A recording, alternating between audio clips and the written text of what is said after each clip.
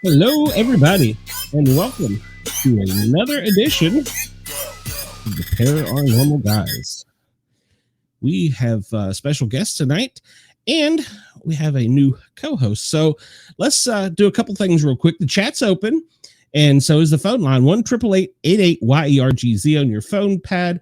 We're also being transmitted live on Twitch, Twitter, Kick, Trovo, Yerg's Radio, and I don't know, those satellites in space or something. Somewhere else, wherever they've put me. So yeah, we're live. We're ready to go. And let's see. We have the new girl, Shay. You all be nice to her. Don't be mean. And then I'm pretty awesome. Yeah, well, I've heard that, but I'm kind of a big deal. But don't let anybody tell you otherwise. Well, yeah, I am too. So we got Miss Dina. Hello, I'm pretty awesome too. I have to fill you in on that inside joke. It's Dina's fault. And then Mark is here. He is going to tell us all about his comic book and He's his pretty awesome. I am pretty awesome. Yeah. Well, he's pretty awesome to put on our show. So Yeah. That makes him extra awesome. exactly. Well, Mark, welcome. We talked a little bit backstage about everything. So I'm just going to let you have the floor and you tell us about your comic book. Look at the art. I love the artwork. Thank you. So the name of my comic book is called Project Valhalla. And I just actually launched the Kickstarter campaign for it yesterday. So it's going to be going until April 11th. I know that you're going to be placing a link on there to it at a later date. So Project Valhalla was something I started when I was 12 years old. And, you know, not to give too much away, but I'm 53 now. So this is something that has been in my brain, in my thoughts, in my life for such a long time that, you know, I'm finding it a little crazy that I'm even at this point where I'm showing it to the world. And basically, when I was 12 years old, my parents gave me a role-playing game, like a D&D kind of thing, and it was Marvel Comics. And, you know, I didn't really like the game itself, but it allowed me to create comic book characters. So I actually started inventing all these characters, and that's really where it all came from. And, you know, in my 12-year-old mind, I had these 4 characters that all had terrible names, and the name of the team was a terrible team name. But as I started to mature and I started to get more involved in just this, what it represented to me, which was an escape from the world around me, a little safe imaginary world, it started to get more complex and it started to shift. And so I started to create worlds and philosophies and backstories and all these kind of crazy things that just let my little 12-year-old, 13-year-old, 14-year-old imagination go wild. But because it was that thing that, you know, in a lot of ways, I want to say my dog and the comic book are the thing that saved me as a kid. I think that it was just too private for me to even share. It was, you know, even with my family, it was kind of like my little thing that I just kept to myself. And I'd always been obsessed with comic books to begin with. I think I got my first Spider-Man comic book when I was 10 years old, and it quickly went from one comic book to the local comic book store and, you know, getting you know, everything I could get every Friday when they would come in with the new weekly comic books. And it quickly became an obsession for me. So, you know, that, you know, doesn't lead yourself to a lot of interactions where you're the cool kid in school. So wanting me to then talk about this comic book world that I've created, you know, I didn't want to get, you know, beaten up and thrown in the lockers as a middle school kid, or at least think I was going to. So I worked on it for years, all through high school. Then college came, and it just kind of went into the attic in my parents' house, and so I kept it there for a long time. It just collected dust, and then in 2009, my mom passed away, and my dad was in pretty bad shape. So my brother and I decided to sell the house. And as we were going through, the stuff that we were going to keep and sell and, whatever, I found the box that had all of my old files, discs, character drawings, everything you could possibly think of. And I just started to look at it again. And when I did that, I started to see something that was actually pretty interesting and pretty valid and pretty complex. And so over the course of the next, 10 years or so, I just started to modernize it. I started to go more in depth. And, I started to take influences from the things that I really loved in the fantasy world, like Lord of the Rings, was a perfect example of something that I just fell in love with, and I wanted to take some of the aspects of what I loved from that into the comic book. And so what I ended up creating was like a fable. It's definitely got your traditional comic book superheroes fighting the bad guys kind of thing, but really those stories are all layered upon layered and over a larger story that takes place over it's going back thousands of years before the actual comic book started. And so it's a big saga with a kind of classic good versus evil, and saving the universe kind of motif that is really so popular in comic books. It's a trope, I guess. But yeah, so the characters themselves, I've got 8 characters, who 7 of who have a reoccurring dream that they don't. Some of them know each other, but the majority of them are complete strangers. But they all begin to have the same dream, and that dream ends up taking them eventually to Arlington Cemetery, actually in DC, where you used to. Wow. And when they get to the cemetery, they find that they're all drawn to this one grave. And because one of the characters in particular is a character named Scion, he's a telepath and a telekinetic. And he's able to tell that there's something that's actually, there's brainwaves coming down there. This is not a dead body. And the body is then exhumed, and she wakes up with no idea of what's going on, no idea that she was dead, and absolutely no idea of why she had been sending this message. And so really what it starts out with is a big mystery. Why are these characters all being drawn here to someone who has no idea what they're talking about? And what does this have as the ramifications? And so it starts out at the very first double issue is what I'm showing on Kickstarter right now. And it's basically part of it's that origin, that meeting that I just told you about, and the rest is actually one of the characters going to kind of rescue the city that he's from a madman, really. And so you get that kind of classic story that everyone loves, fighting the good fight, being overwhelmed by a massive force of people or creatures, and trying to persevere against these insurmountable odds. And the exciting stuff that we love about comic books. We love the fights, we love the battles, we love seeing their powers in action. But really, this is all layering upon layering to get me to the real story, which is so much more than it's really about the woman in the grave and why she's there and why they've all been brought, and that's going to unwind over time. So you'll just have to keep funding my Kickstarters so you can see more of the story. That's your But yeah, so I can, clearly there's tons I could talk about because this is 40 years in the making. But I also want to keep it interesting for the viewer. So, I guess maybe if there's some questions that you have for me that I can kind of expand from there, or else I can keep talking like a little fan. Well, no, we always have questions. You may have said, is this set in present day or is it in the future? Or it's set in the present day. Okay. It's set in the present day, but at certain points it's going back to like right around World War II. But yeah, for the most part, it's a present day situation. Okay, very good.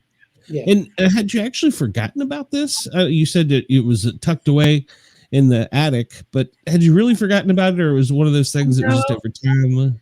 Yeah, I think it was like I think I just saw it as my little, the Linus safety blanket kind of thing, where it was just like this thing that was there that really got me through, those terrible teen years, and I was just going to leave it there.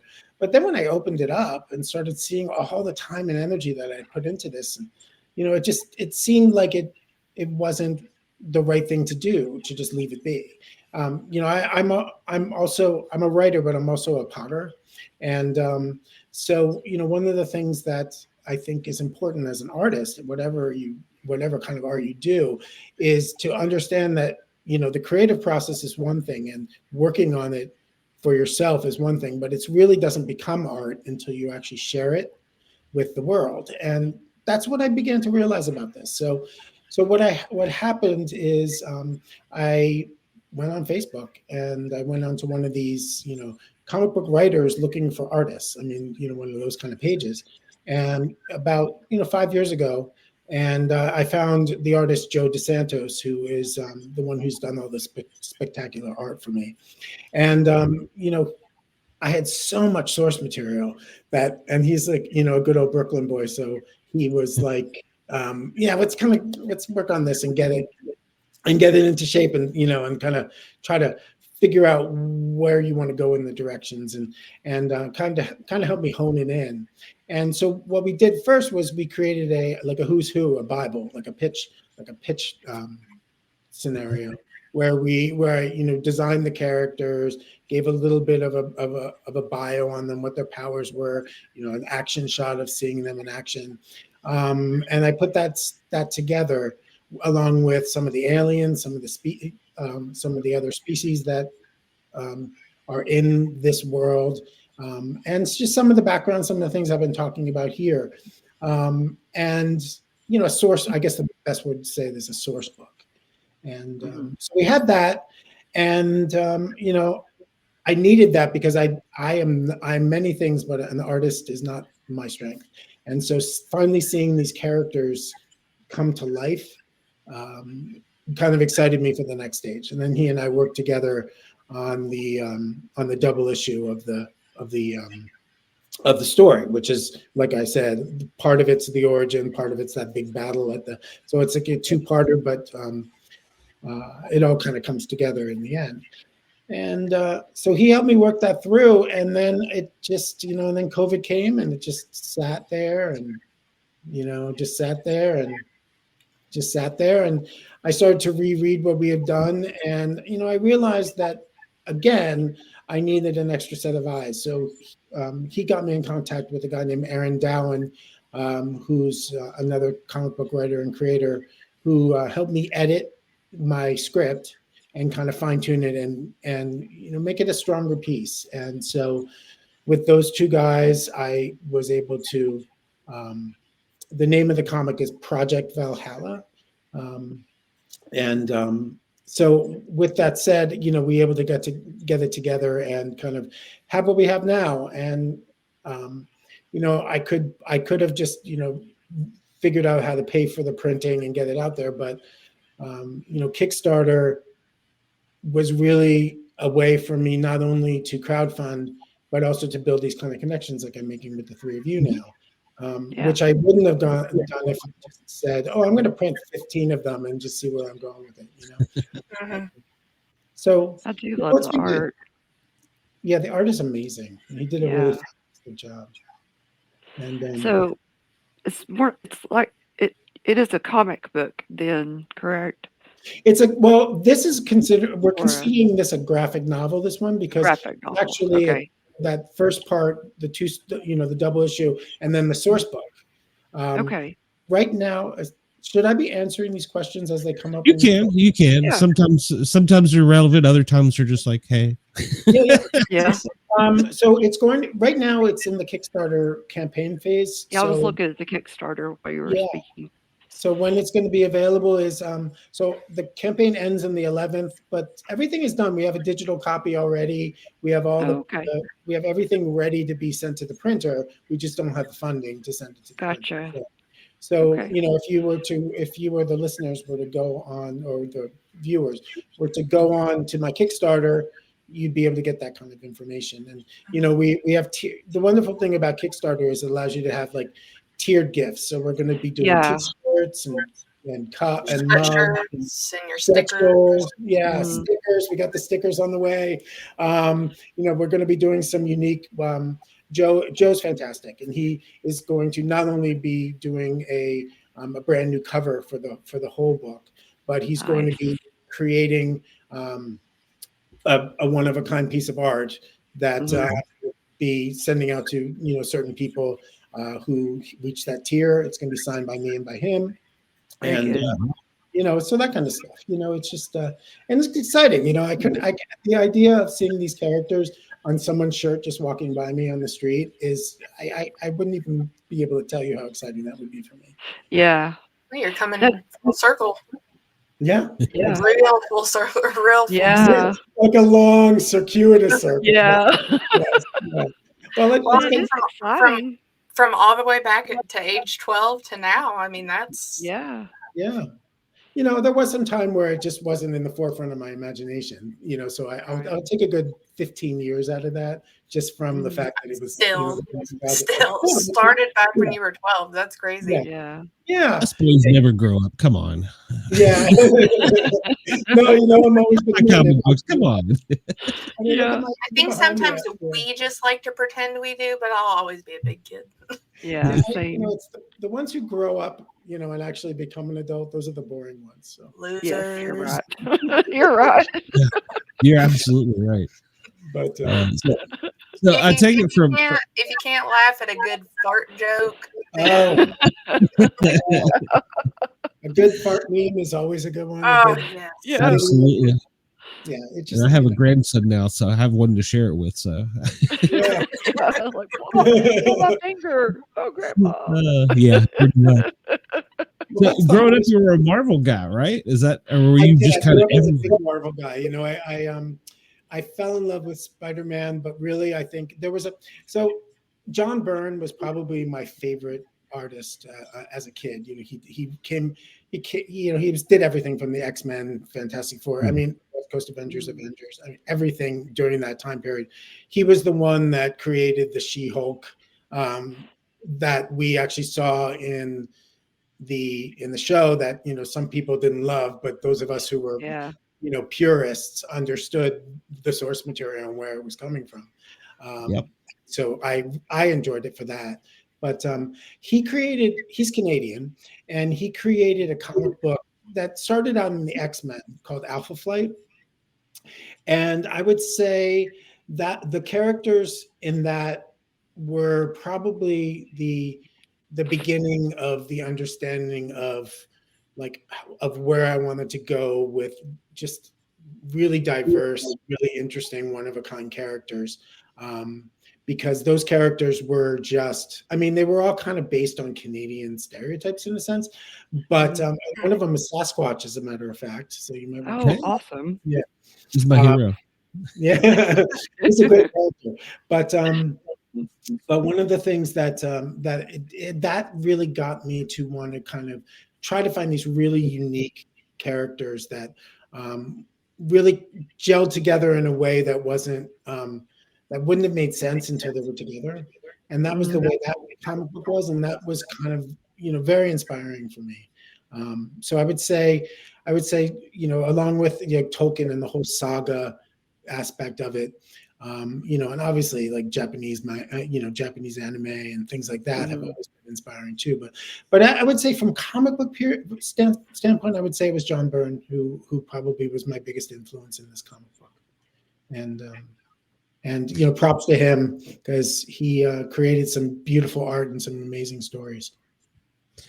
And the nice thing is you'll get to meet a lot of people that you looked up to growing up. That's the cool part of doing this stuff. Yeah.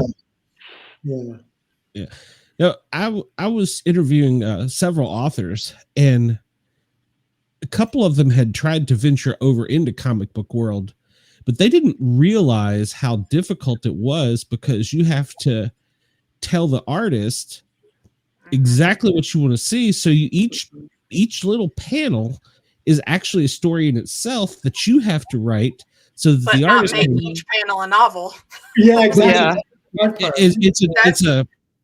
That's what I had to learn, because then Travis would be like, this is like a full page for one panel. And I'm like, I'm trying to be as descriptive as possible, giving you everything you want. But you can't. You have to do it with the emotions on their face and body language. Like, I'm just gonna send you a selfie with the face I want for each one. Well, also, you can't just have the talk bubble and like a little head so you can fit right. He wants to, people are lazy readers in general. So I think that's actually one of the reasons I liked comic books so much, because I didn't books were intimidating for me as a kid, and so I think that my parents started getting me and my older brother too comic books because they were seeing us read, and I think that was one of the things. Boys reading. It's good. Really, not watching the Brady Bunch on TV. I love to read. They're My not brother outside did not, so he likes the comic books. They're reading. I mean, I like comic books too. Mine were like Archie and Barbie and stuff like that. But I wasn't really into the superheroes at that time. But you were a Richie Rich kind of girl, weren't you? I was Richie Rich and the Archies. Yeah, I love the Richie Rich. I was a Harry Potter kid, so of course. Yeah, see, mine was Star Wars Racer. Yeah, mine was Spider-Man and Speed Racer. So Spider-Man, Speed Racer, and there was this one called it was back in the day. It was called Star Blazers, and it was a Japanese anime where the Earth was dying, and they had to go all the way across space to get this thing to save it. And it was a serial, which was one of the first times I'd seen a comic book serial or a cartoon serial. And that was really an influential one for me too. If you've not seen it, it's really kind of interesting. It's called Star Blazers, and they have a whole bunch of seasons, but the first two are probably the ones we would have seen here in America. Yeah, I don't think I've seen that one. Yeah, look it up. But going back to your question about the comic book, so I have a history. I was in the entertainment industry out of college. I worked in LA and spent a lot of time in the jobs in the beginning reading a lot of scripts. And I think that was one of the things that kind of allowed me to go from being a writer to being a comic book writer, because I think there's so much of that same structure in a film script or a television script as there is, we're telling people where the camera's supposed to be, so on and so forth. And so, but yeah, you're right. What's the angle? What's the expression? Exactly. And, so it took me, it did take me a while to think, well, I'm going to write this script, but I'm not going to be able to draw it. So what's the point, kind of thing. To finally, just saying, well, if I don't have the script, I'm never going to be able to draw, to do it. So, that is a really interesting point, because, there's a lot of people that think, well, if you're into comic books and you don't know how to, and you don't consider yourself a good artist, why are you bothering, And I think that kind of inner critic kept it from happening for me for a long time also. Yeah. I could see that. Yeah. I think it's a relationship too. I think you have to. I mean, a good artist can draw anything, but I think if you get in a relationship with somebody that they know how to complete your sentence, so to speak. Right. Yeah. And it's hard to find. That's the thing I have to say. I mean, I'm here talking to you guys, but Joe and Aaron. I would never have been able to get to this point without them, because, well, first of all, with Joe, I mean, he just got where I was going with this, and he got excited about it, which then helped me to feel excited about it too. And then Aaron too, both of them kind of saw the potential in these stories and saw, my hesitation to present it to the world, and more like, you just got to do it. No, go for it. Yeah. And it took me a long time. I wish I could have said that I had the guts to do it earlier.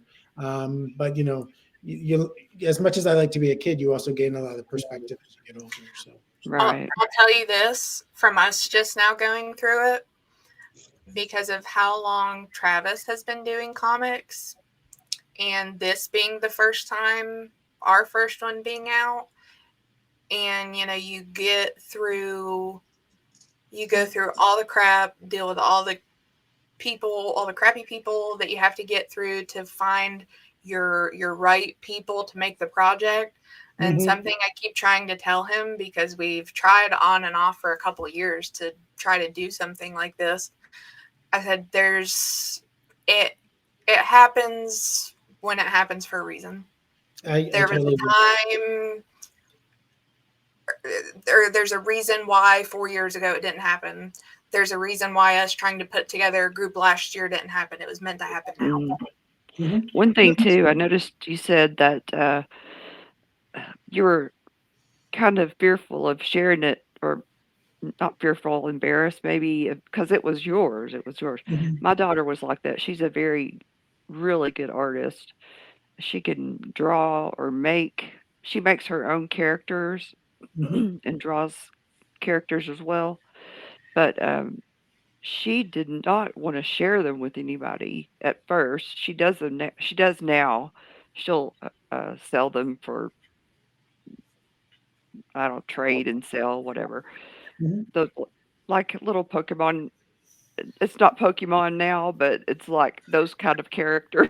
I'm not sure what they're called, but it was like really personal to her. They were her babies, those were hers, and it was like very, very personal to her. So I think that some real confidence takes people a long way, and I think that's completely true. Having the right people behind you takes you a long way. Yeah, because I didn't mention that I had worked with a couple different trying to find the artist. I'd worked with a couple other ones, and we just didn't gel. I mean, when I lived in Vermont in White River Junction, there's actually a comic book school, like a college kind of thing. And so I found a guy. He was a great guy, but it just wasn't the right connection. And when I met Joe, it started to make sense. And that's just you are all in the same mindset. Well, there for a reason. Yeah. And we're both we both grew up in the New York metro area, so we've got that same sensibilities, and those things. You don't think those things matter, but a lot of times they do. Yeah, they do. Yeah. Well, it makes it a lot easier to work together too. Yeah. Well, one of the things that I'm sorry, is it echoing on me? Because I thought I turned off the echo. It's echoing just a little bit, but I think it's everybody. Yeah. Okay. One of the. It's Travis. Hold on. Oh. You. I just didn't want to. If it's someone else, Travis is watching. He's going to turn it down. So I lost my train of thought and all of that. So I just have to go into that. But yes, this is so exciting for me because, I grew up in a family that saw art as a waste of time, and and I think I think a lot of people grow up with that. I like I said before, I'm a potter, and I actually teach pottery here where I live. And here's some of my pottery just to show you. Oh, that's beautiful! Wow, that's very nice. Thank you. But what I see in that is I see people who have that part of that in their head of someone still saying, well, you're not an artist, you can't make any money. Yeah. So they feel like creativity is something that only the masters should try to play around with. And I can't say that it didn't take me a long time to kind of call myself a writer, and I went to grad school for it to try to and what I realized from going to grad school was I was paying all this money just so I could officially call myself a writer. And And you were doing it all along. Yeah, exactly. I was doing it all along, but yeah. Sorry about that. No, it's good. Okay. Yeah. He's talking to his boyfriend. You were talking about when you finally got it to gel. So I assume the three of you have sat down together and like, the beginning where you're at now. Have you got an end point, or is this going to expand into like Marvel multi-universes, or? It's going to stay within the same universe. It's funny that a couple of weeks ago when we were still working on the pre-launch, Joe said to me, now you have to start thinking about episode 2 or issue 2. And I said, I had a lot of free time. Anxiety. Yeah. Like, 12 stories. So I've got 12 stories after this that have already been written. Because during COVID, what else was I going to do? So, I just was being. Now, you had not written a book before this. You just all your work had been commercial or journalism type of stuff, correct? Exactly. Though I have written the first draft of a fantasy novel.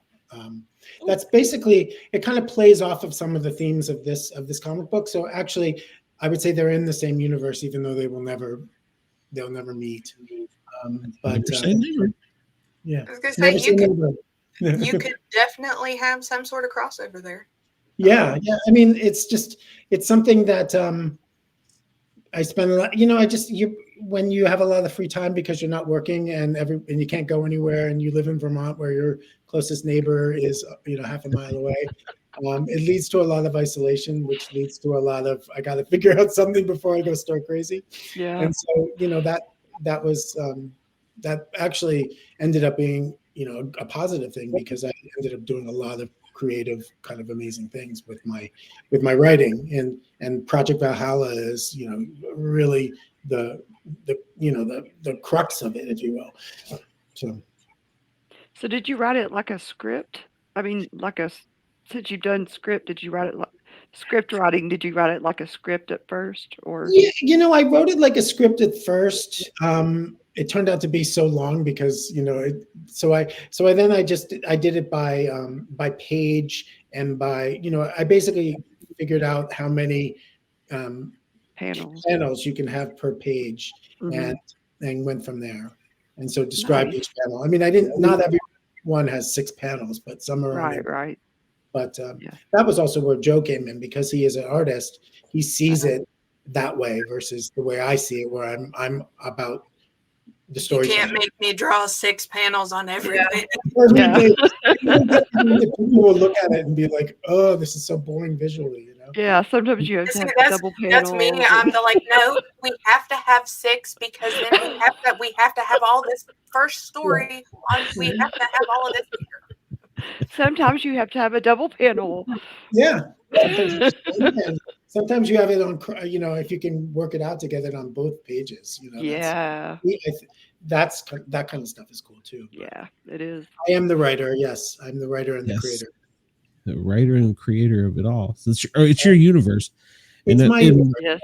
Yes. That is, you get to play in it, and you don't let anybody in. You don't want to. That's it.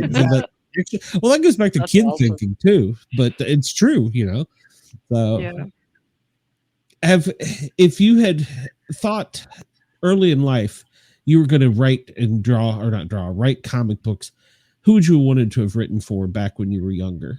Not now, because we've got history on our side. So, Marvel. Honestly, I think that I always identified with the way that they told stories, where there was a humanness to their stories that, DC, I'm not going to say anything bad about, because I think that those characters are great, but a lot of them were like, I'm ultra impenetrable except for this one weakness. Don't get me, Yeah. And when Stan Lee and they started to create these characters, they were human. They had basic human frailties, insecurities. Stan Lee. Yeah, me too. And and so I could relate to that. And then you have something like X-Men, which is nothing but allegory for minorities being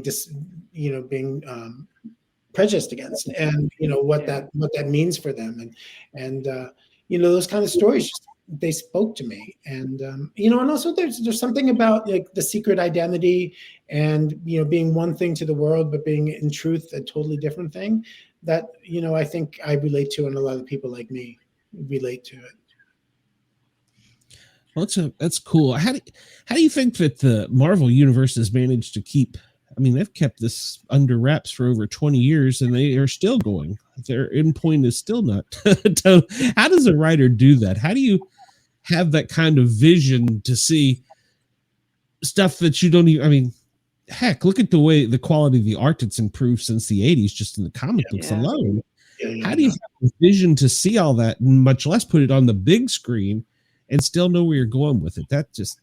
It's, I mean, I think that's my main focus with this comic book, is to always be true to the overarching story.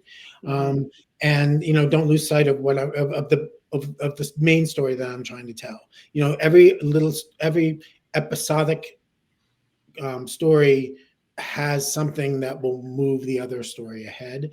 And I think that, when you were looking at any kind of, television, any comic books, whatever, it was always, a half an hour or an hour show. And then next week it was a totally different one. Yeah.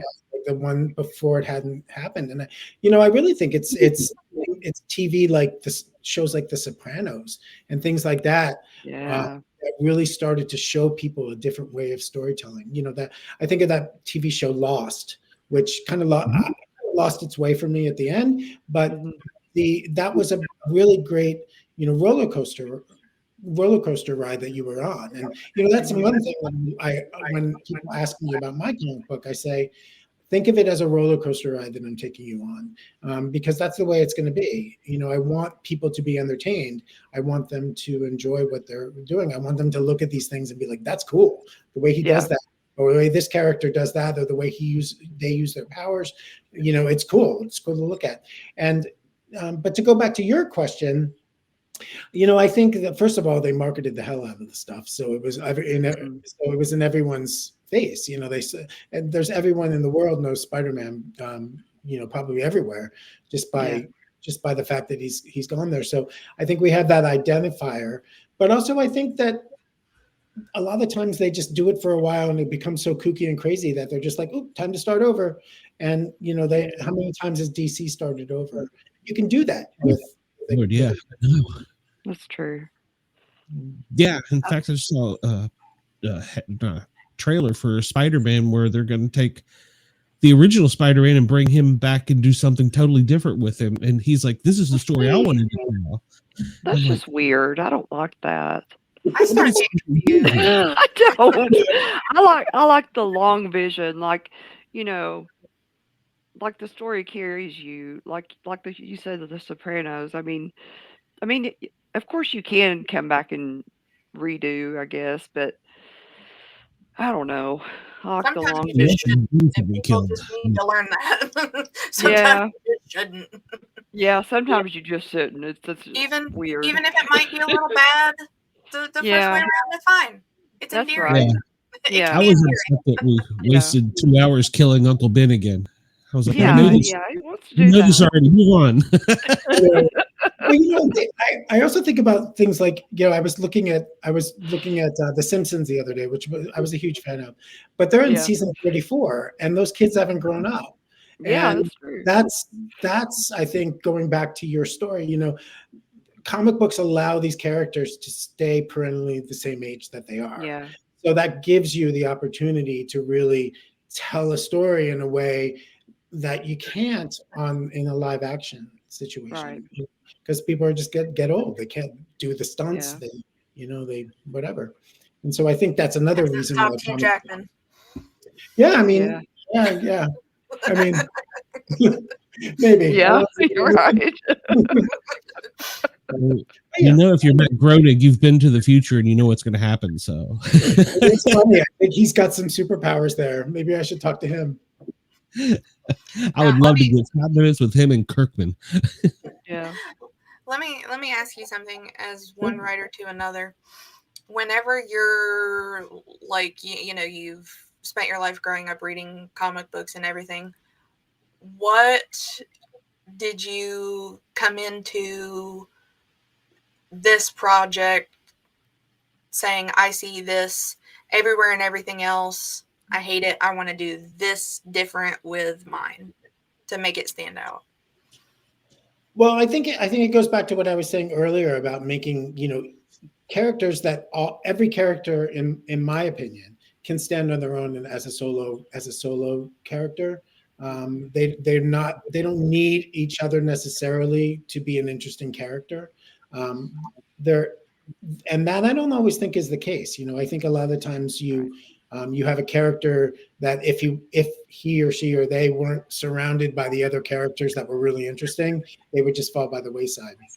And so I guess my goal was to make to take those things I was saying about Marvel, where we're looking at characters that are really have some real human qualities to them that make them identifiable for us, and also just make them cool. Like give them cool powers, give them cool backstories, and so on and so forth. So I have a real thing where, like, if I'm writing something, I'm like, no, it's got to be something that I haven't seen 50 million times, or if I have, they're always doing this, so mine's got to be this, but amped up to, like, yes. I have, like, where we were talking about, having like the right team and everything, and when you have that person that, like, can just finish your sentences, I had wanted to do an educational witchy webcomic. And the artist that I found that was interested in doing it, I swear to God, she could read my mind. That's always good. She's the same little witchy chick like me, and I was like, well, I'm thinking this mixed with this. And she shows me the picture, and I was like, that's it. I swear to God. Get out of my head. What I had in my head. And that's, and I have to say, I was lucky enough to find that. It was third time's a charm. But yeah, I mean, I was lucky enough to find that, and to also have someone that is a fantastic artist in his own way.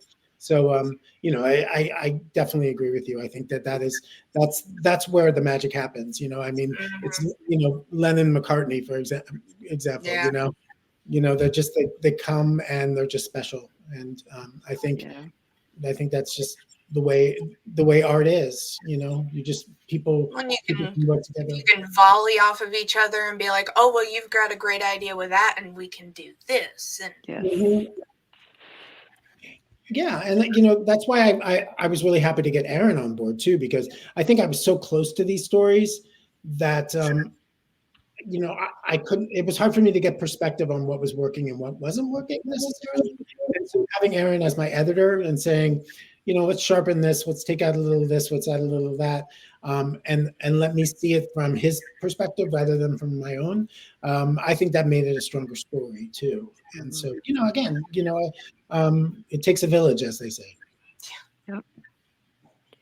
Well, excuse me just a minute. I'll be right back.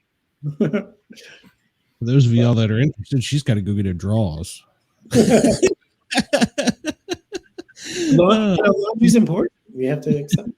Absolutely. And Uncommon Soul, I am working on it. I have 2 separate witch books I'm working on. Oh, fantastic.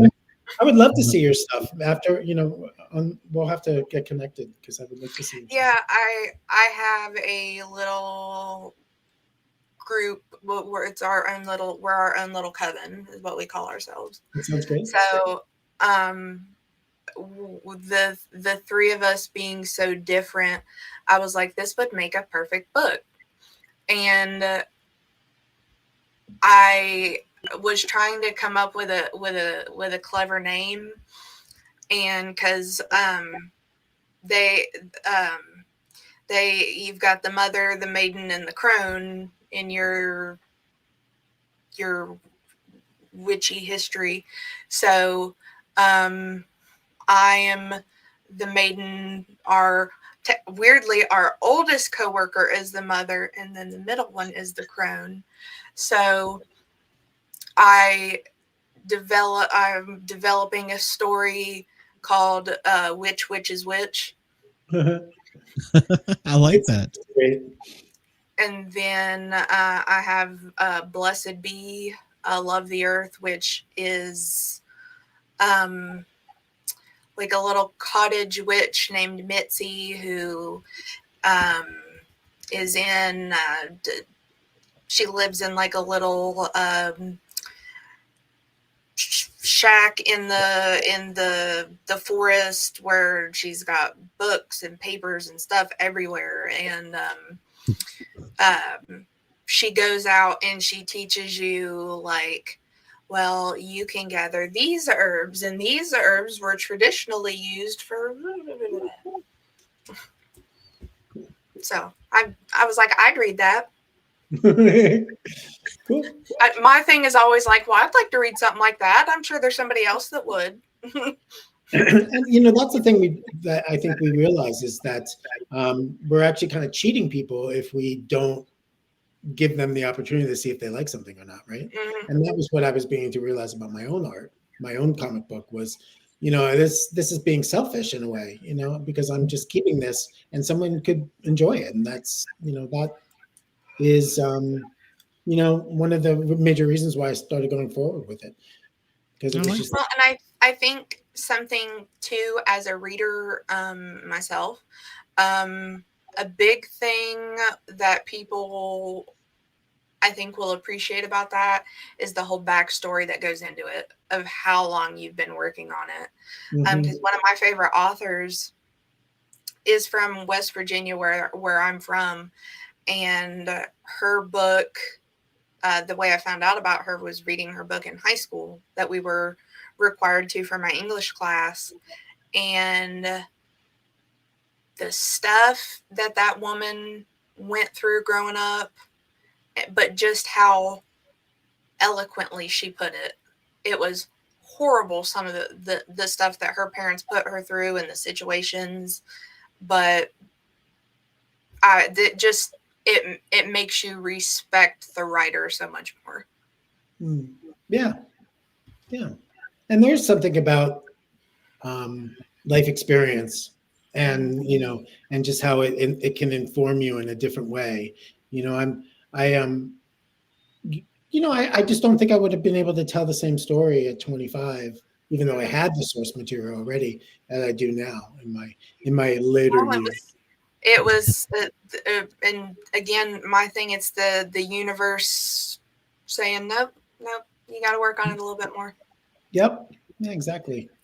Yeah. And, you know, to go along with your witchy stuff, I have a good friend of mine who's also in that world up in Vermont. And she made a point of telling me that March 12th, which is the day I launched it, was a new moon. And she said, that's a good thing that you did that. Yep. And that had been a coincidence, but I liked hearing that because I was like, I'll take anything I can get. Yep. Little sprinkling from the goddesses. Yeah, one thing you said kind of reminded me of a story. When I started in Virginia, ended up in Tennessee, and then got here in Georgia. Not sure how. And we were going through some old boxes last summer, or the summer before, I can't remember. And I found an old notebook, and it was like some of my stuff from like middle school. It was like, what do you want to do when you grow up? And of course, I'm third generation firefighter, but I was like, at that point in time, you know, I don't know. I wrote that I wanted to help people and see the world as an 8-year-old. And it turned out I had been a flight paramedic, and I've traveled around the world as a paramedic. And I'm like, I didn't even remember that. And so when you were talking about that, it kind of clicked in my head, you know, as a child, you do think of the bigger picture, but you reel it in because you're in such a small world. Right. Does that make sense? Yeah. And also society teaches you like, well, you know, you have, you know, this is the right way to do things. And, you know, I think one of the things that I envy of the younger generations is the kind of like, yeah, you don't have to play, you know, you don't have to play by those rules. I mean, I was stuck under, you know, as a Gen Xer, I was stuck under the baby boomer wing, and, you know, they were so much more, there were so many more of them, you know. There's a lot of that I have to have have to help Travis with too. That's why a lot of like when it comes to like the marketing and stuff, I take care of so much of that because he is still like, we didn't do it this way, and I'm like, yeah, yes, exactly. I'm like, I know, but this is how we have to do stuff now. So yeah. Totally. And, you know, but that's exciting too. You know, I think there's just so many changes coming on and you know, just the opportunity. I mean, 15 years ago, the opportunity to be on something like this, I mean, that just wasn't, it was non-existent. And now I'm, you know, able to talk about Project Valhalla, you know, in a way that people are going to be able to, you know, listen to it all over the country. And I've made 2 new friends, you know, in the meantime, 3 if she gets back from her laundry. But yeah, you know, and this is, you know, these are the kind of things that we, you know, we begin to take for granted. But when you actually step back and realize, you know, it's pretty fascinating. And but yeah, tangent. But I know what you mean, and part of that too. I'm the type that if I have an idea, I have to immediately write it down because like it'll end up going for something that I need later. Mm-hmm. And I had got inspired by a story that Travis was working on that he was working on for a guy, and he wrote this story based off of a family member's illness, and this was their superpower. And I have seizures, so I was like, I could develop a character off of that, and she could be who knows what. But I came up with the idea of Saul. Her name is Marisol, but she goes by Saul, and she's like really to me, looking back, because at the time I hadn't seen Guardians of the Galaxy, it screams very much Guardians of the Galaxy with like a Groot and Rocket kind of thing. There's a little smart mouth one and a big dumb one. Yep. And then there's her who, I don't know if you've seen Disney's Atlantis, mm-hmm. but the little, I think she's Latino, the little Latino girl that like works on all the engines and everything. I kind of based her off of that. And because I personally, just as the type of person I am, if you show me something and you're like, here, well, I based this off of, you know, my personal experience. This is all like with that story that Travis was working on for this guy. I was like, you know, that's some deep stuff. And I like hearing cool stuff about that. If your story's got a cool backstory like that, mm-hmm. that's more for me to be able to take off down the rabbit hole of it. Right. All right. Cool. Lonnie was asking, he said he was late to the show, but he wanted to know if you were including any gods in the story. He's referring to the Valhalla. Yeah, you know, it's a good question. I wasn't really sure what that question was asking, but you know, there are godlike beings for sure, and that's part of the overarching story of kind of the battle of good versus evil. But if you want to check out, you know, the Kickstarter page, I'm going to be part of that. Who's Who is actually giving a little bit of that, a little hint of that backstory that I'm going to not touch upon because, you know, on here because I wanted to unwind. All the goods. Yeah, I can't give away. You know, can't put the cart before the horse, as they say. But in that was one of the things that we decided to do with the Who's Who part is, you know, give the people who decide to promote this. I mean, to back it, I should say. By, you know, giving them a little something that the rest of the people won't know. Gotcha. Very cool. Well, you know, we can't let you get out of here without asking you a paranormal question. You know that. Yes, you warned me. Yeah. I try to give my heads up because sometimes I freak people out. So, have you ever seen a Bigfoot, a ghost, or anything kind of creepy crawly? Well, you know what? Actually, I have seen a ghost. And you know, you were asking me before about seeing Bigfoot, and I never I never saw Bigfoot, but when I lived in Vermont, we lived right on the Green Mountain National Forest, and I did hear the telltale knocking of the trees that people talk about every once in a while. And I watched the Bigfoot hunting shows too, so I knew that was going on. But the ghost, so this one, when I was living in LA, there was a ghost that lived in our apartment building. And he or she would come up the stairs on the outside. We were on the second floor. Come up the stairs, you would hear the footprints come up, and then it would stop. And it would happen a couple times. And you'd open the door, and there'd be no one there. And then I was living in LA during the big earthquake in '93. Maybe it was a dream, but I swear to God that the night before it happened, I woke up and there was something in the room that had form to it, and it turned out to be almost exactly the same time as the Northridge earthquake happening the next day, and that was you had yourself like a Mothman thing happen. What it was special, and it was something my other two roommates didn't see. And I didn't question it. I never feared the ghost that was living in that house, in that apartment, but I definitely know there was one there. And that was, He was just chilling. He was taking a midnight stroll. Yeah. Who knows? Like, hey, buddy, you might want to get out of here. Yeah. It's exactly like, watch out. But, the thing is, I like to believe that everything exists because I think it makes the world more interesting, if that makes sense. Definitely. Yeah. And I did. So when I was doing the cross country from DC to LA, I ended up in one night in Flagstaff, Arizona. And I looked outside the hotel room, and there was this glowing orb that was changing different colors up in the sky, not too far from where we were. And I remember my friend that I was with turning on the TV, and they were reporting it on the Flagstaff News. Oh, wow. And so that was my one time where I saw an unidentified flying object. Have you seen Phoenix Forgotten? I have that just reminded me of that.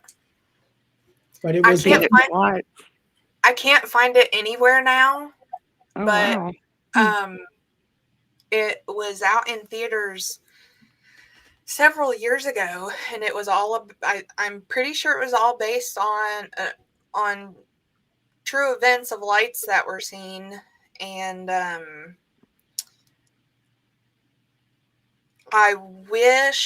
know it didn't do great in the box office.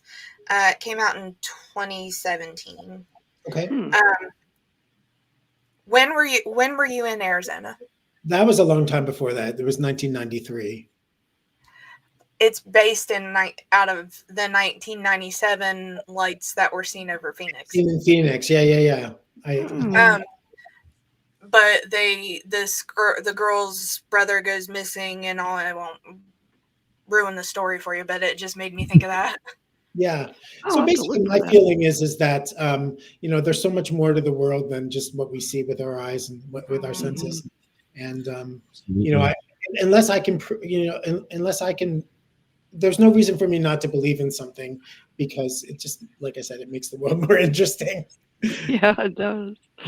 Well, Mark, tell us where everybody can find your stuff, and remember, I'll put in the info in the. Yeah. So I've got a Kickstarter program for Project Valhalla. If you go to Kickstarter, we'll give you the link here, but it's under there. So I have a Facebook page for Project Valhalla. It's Project Valhalla, all one word. And you can start looking at things. That'll give you a nice link as well to the Facebook page. We'll make sure we share everything around for you. Yeah, and I sent you a couple images and stuff of so I sent you a page of sequential art and things like that. Yeah. That maybe some people. I won't share that with anybody but our group. So you're cool. Yeah. So anyway, you're going to the Kickstarter page. We'll get you a really good idea of what the things I'm talking about. I have a trailer there where I talk about. It was great, by the way. Oh, thank you. Yeah. That was Aaron. And so, you know, so voiceover work. Oh, thank you. That is a struggle. Hearing Yeah. But whenever I filmed ours, I literally I did like 20 takes trying to get everything right. Yeah, this one I was concentrating on looking at all of you, so I don't have to look at myself. Yeah. Well, for me, I was like, the only place we have good lighting in here is the bathroom. Thank God I'm putting the backdrop on this. Oh, yeah. It has to be perfect. I want you to come back and see us after the show, after the book's released. So I'm thinking after the show. You can come back after the show too if you want, but after the comic books are all out, and tell us your success, where you're going, and stuff like that. So keep in touch. Yeah, definitely. I'm a horrible communicator because I get so many messages every day. So just bear with me. You can yell at me. No, this has been a thrill. Thank you so much for having me on. I was really fun to talk about it. It was great to meet you. Baby. Yeah. That's right. I'm excited for you. Yeah, thank you. And speaking of voices, our next guest is here. So, Mark, I'm going to let you go. But you have a wonderful evening. Thank you for everything. And we'll talk to you soon. Good. Bye now. All right. Bye. Bye. Hey, bye. I can figure out which button to hide Mark.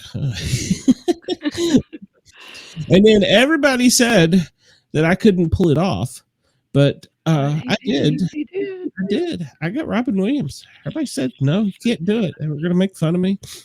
I say that and he's hiding. So, but he's hidden. Where is he?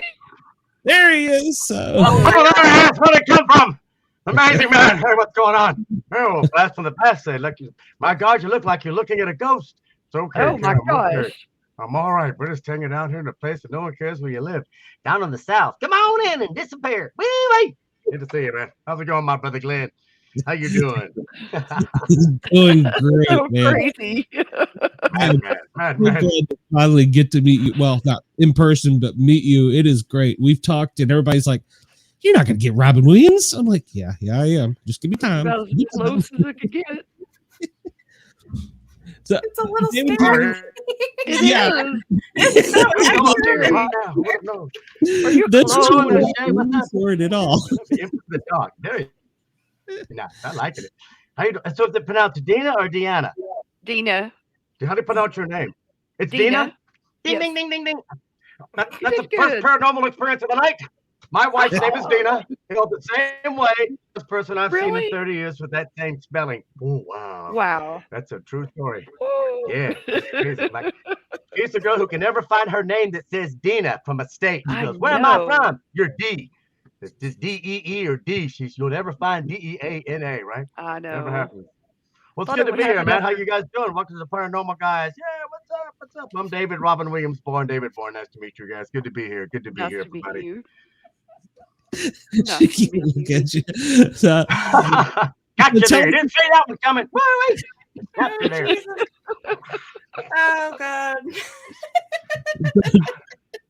Just ignore me. Vibrating. Tell us a little bit about yourself. Obviously, we've got the crux, but just tell us a little bit about you, and then we'll just go off. Just tell us. How did we get here? How did we get to this point? How did this happen? I tell you how it happened. It started a very long time ago. It started. This is no kidding. It started when I was a senior in high school, and I took drama in place of college-bound English because I wasn't going to college. I was in vocational air conditioning refrigeration. Oh. I was getting so invested. Drama was Your computer keeps freezing. In 5th and 6th grade, I'm writing scripts and auctioneer, and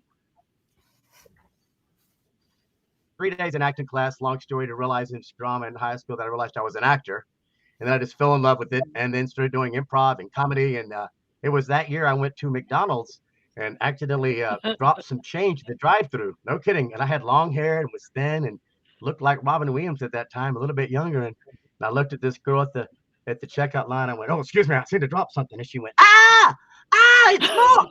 It's smoke! It's smoke!" So I said, "What?" She goes, "It's smoke. You look just like Moke." She was so, what do you mean, Moke? She goes, that man on that TV show, Moke and Mindy. You look like him. You sound like him, too. And I went, never seen it. And then I was kind of off to the races. And so long story, I started studying acting pretty serious and didn't really think me and Robin looked too much alike. And, why wouldn't you go serious at that point? I'm trying to be as serious, trying to become a classically trained actor here. And all of a sudden I saw that Robin was kind of, they said I was like him a lot. And then I saw him in a couple of movies, and I saw him in The Survivors with Walter Matthau. At the end of it, he strips down to his whitey tighties and has a nervous breakdown as a survivalist and turns to the camera. And I went, oh, hell, it's me. That before. That's me. I'm seeing a mirror. And so I went serious with my acting and did my theatrical training at the University of Theater and studied at San Francisco, which like the Juilliard Coast. For the next 10 years, I wouldn't look at his work. I thought it would affect me as an actor. And pursuing it, and then continued as a professional union actor in stage and film and TV. And finally didn't really take the Robin series till I hit 40. Yeah, this is killing me. I want to know. At the time, I was really kind of starting to hit a lot of my film and television shows, and was just in Killers of the Flower Moon, nominated for 10. Okay, you're cutting out really bad. I took the Robin Williams thing national when I was in my mid-40s. And off to the race. I had no idea there was an underground impersonator work. People that do, the Rat Pack, except they bring the whole orchestra and everybody's singing. I'm like, oh, so I can do that with comedy. And I said, how do I do that? So I do an hour 15 tribute show to Robin and toured around the country and the U.S. and have been in dozens of TV shows, from Family Feud, Celebrity Lookalike Week as Robin. Yes, we got to keep the money. And why didn't you just go audition? Why didn't you just go audition to be Genie in Aladdin then, and not let Will Smith ruin it? Oh, yeah, you should have done that. That's pretty funny. Actually, when I went out in Los Angeles, I was doing a pilot. I lived here in Texas, right? And so when I went to LA in pilot season in 2007, true story. This is when I got cast in The Next Best Thing, and they actually had Universal Studios out there, and they were looking to replace the guy playing the lead in The Genie, and I'm a singer too, and they actually contacted me and said, you should come over and do this. Yes. And I saw their show, but I said, dude, I didn't come out to LA to become the Genie, bro. Came out here to try to get this going. The next thing you know, though, I end up booking all this Robin stuff, so I thought it was funny they were interested in me for that part, actually. That would have been Universal so cool. Studios in LA, and I went, nah, man, I'm here trying to do some film here, if that's okay. But it's been a fun thing. It's been my alter ego for 35 years. It's followed me it's followed me everywhere I've went. It didn't matter where I was doing, who I was talking to. They're like, wow, you know who you look like? I'm like, here it comes. I know. But I'm also a pretty serious actor, so I hide it on set. And it follows me. Yeah. It can be very powerful. When I show up to do the impression, people go, I assumed you were going to be kind of like Robin. I just didn't realize he was going to walk in the door. Yeah. I said, I know, it's powerful, man. It's okay, though. I got to meet Robin. I got to meet him. Yeah, I got to meet Did Robin. you? Did you get what year I was got that? to meet this madman. I would love to see side-by-side I comparisons. met Robin. Oh, yes, it's absolutely. It's on my website. I had my picture. I was going to grab and bring it in. It's hanging on the wall. It's on my website, Robin Williams, David Bourne, RobinWilliamsImpersonator.com. It's on that website there. It was taken after a show in 2002. Yeah. I met him after he did the show that was Warning Parental Advisory Tour, which I pull a lot of comedy from for my tribute to him. And I went around backstage afterwards, and son of a dog, he came out and walked up to the gate and came outside the little gate and said he was going to sign for everybody, and he did. And I got. When he got to you, did you do a double take? Had a great story. Very sweet, deadpan. Thank you. And I looked at him and I said, hey, Robin, my name's David Bourne. I'm a local Houstonian, Texas actor. I said, I want you to know I haven't been able to do a job in the last 20 years without somebody saying or comparing me to you or saying I'm trying to pretend to be like you. And I said, so I just want to say thanks for stealing all my thunder, man. I swear. And he looked at me like this. He went right back to signing. I said, quick, recover. So I said, oh, by the way, man, I said, I'm also a member of the Screen Actors Guild. So on behalf of the local guild, welcome to Houston. And he stopped and he said, what? And I said, yes, I'm a professional actor, Robert. I said, welcome to town, man. He goes, oh, he leaned in, he goes, so in that case, it's nice to meet you, David. I'm Robin Williams. He goes, everybody I meet's an effing actor. And I laughed. I said, I bet they are, man. I'll never forget that. So he asked me what I'd been in, and we talked about Walker, Texas Ranger, and Prison Break and stuff, and told him I did a tribute, and I was working it up, and was trying to be him, was trying to be me most of the time, but it had just followed me around, and it got me a lot of work. And whenever they needed his type in the over 200 corporate films I've done, a lot of that came to play, man. And I'll never forget what he said. Oh, you keep cutting well, out. David, I got lots of movies and anything I'm doing. Oh. Signed my poster. He was like, sure, man. He said, he signed my poster, and off he went. And how cool. I was left there with my tongue hanging out going, what the hell just happened? That was cool. Yeah. So, yes. What a cool guy. And what about you guys? So it's so nice to meet you, of course. You obviously, are you the trio? If this is just our awesome fearsome threesome here we got going on here? Is that... Yes. Tonight it is.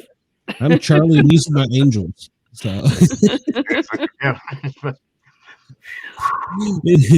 occasionally we have hired gun caught in the ringer tonight.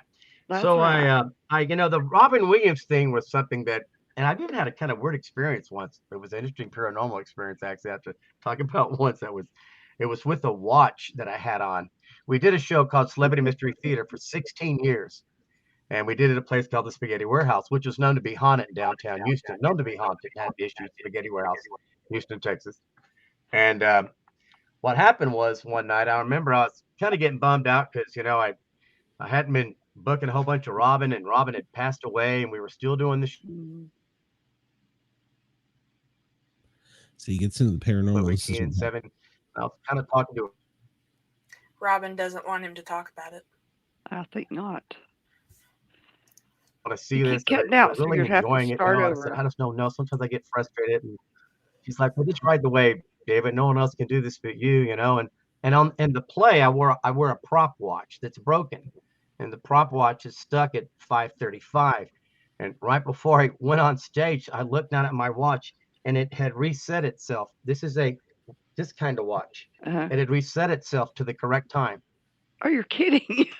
And I looked at my friend, Cheryl Qua, and I said, look, my watch just reset itself to the correct time. And then I had to make an entrance, and I went on stage, and I did my 12 minutes as a suspect in this murder mystery. And I came back off stage, and I said, look, it's advanced 12 minutes. I said, this is impossible. How the hell is this happening? And we talked about it for about 30 minutes and walked around, and I looked back 30 minutes later at my watch, and it had reset itself back to 5:35. Wow. She had seen it before because I had talked about how my watch was broken, and she saw it, my friend who does Julia Child. And I said, look, it's reset itself.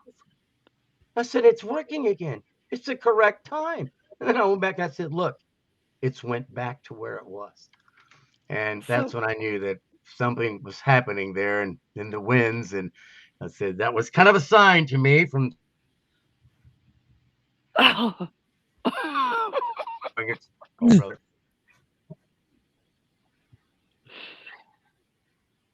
yeah, being compared to Robin. About what best of both worlds. That was great. It was amazing. Still have that watch. Your internet's breaking up a little bit, so still stuck on that broken time. Still stuck on it. It was the wildest thing I've ever heard in my life. It was true. I don't know. I've seen the whole thing. We're like, that's crazy. Oh no, Spaghetti Warehouse. They got flooded in Hurricane Harvey. Got 20 feet of water in the building. It's an old historical place, Spaghetti Warehouse. Been there for 80 years. Wow. I had to get it. This stuff has been a lot of fun. I got to work with Mickey Rooney and sit next to him for several hours. I bet that was fun. We were singing songs together, and he was talking about Judy. He was an interesting guy. We worked with him in a movie that was everybody was an impersonator in it. Didn't do very well. Yeah. What was it? was really, I've got a chance to meet some interesting people, and it follows me to set. Follows me to set a lot. I mean, I show up on movie set like The Highwaymen, the Netflix big film I'm in, or even Team. It follows me to set. Everybody knows who I am a lot of time before I even show up. Yeah. Because I don't go to set and go, "Hi, I'm David Bourne. I impersonate Robin Williams." They're like, "You're crazy," and they don't understand that connection, because for me, it's actor who's a classically trained actor, who's been doing it his entire life, but as the kind of fast up that it would take, I believe, to try to do this character. So there's only 2 people in the world that actually attempt this, and so it was kind of interesting the way it all came together for me. And for years I said it was a curse, and I blessing. I said, it's the best of both worlds now when you can channel something, and it's that so many people miss too. Sure. Yeah.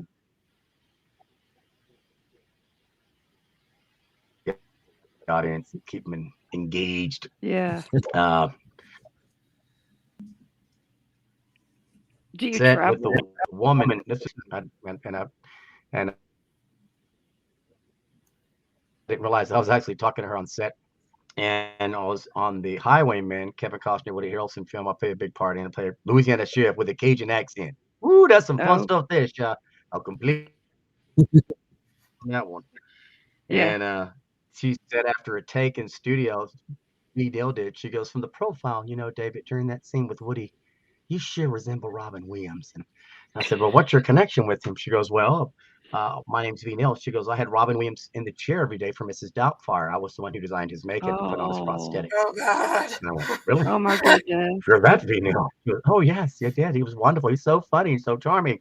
I just don't know what happened to him. What happened? I was so discouraged." And I said, "Well, hon," I said, "well, actually, it was strangely enough. I thought this was kind of a supernatural thing." I said, "Well, strangely enough, I just finished shooting, and they've wrapped up episode, an hour-long scripted documentary called Robin Williams, The Price of Fame on the Reels channel, and we're going to address it this Sunday night. And it's on the Reels channel. We're going to cover the Lewy body dementia he had, which is what Robin got. Robin got Lewy body, 3 to 5 year life expectancy. He's 3 years into it. Anyone can happen to anybody.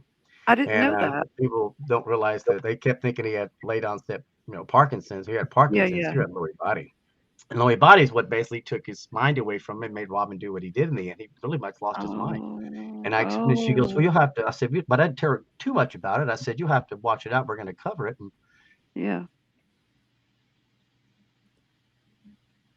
he was fighting hard. You'll have to do some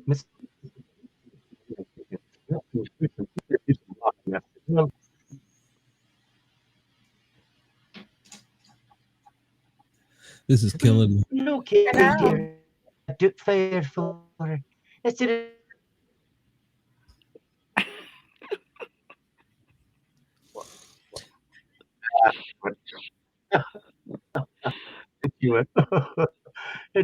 Just watch the show this Sunday, sweet. It'll make you feel better. And then I go to work the next week, and everybody walks up to me on set. John Fusco, the writer, and Woody Harrelson, and Kevin Costner stand in, and half the cast are going, "Great job Sunday night, David. Really good job." I'm going, "How did you guys find out about this?" V. Neal told everybody. And everybody watched it. And then we had a chance to embrace it. So I feel like this spirit of Robin has been around me a lot. My entire life. You know what I mean? And it's been an interesting journey, as well as the madcap world of David Bourne, who's seen some pretty crazy stuff too. But hey, that's what happens when you live this long. It's what happens when you live this long. You wouldn't know, Shay. You're too young. You're too young. I don't know about that. I'm just gonna sit there and talk for an hour and a half. So there you go. You talk as long as you want. We're just glad you're here. You just read a book. Madcap world, isn't it? Well, it's interesting. I went up to the Twister set and recently, and this one of the guys is Anthony Ramos. He's a upcoming big star now. Really nice guy. We've become friends. It's funny. He's the same age as my son. I go, "Yeah, get me a beer," and really cool guy. And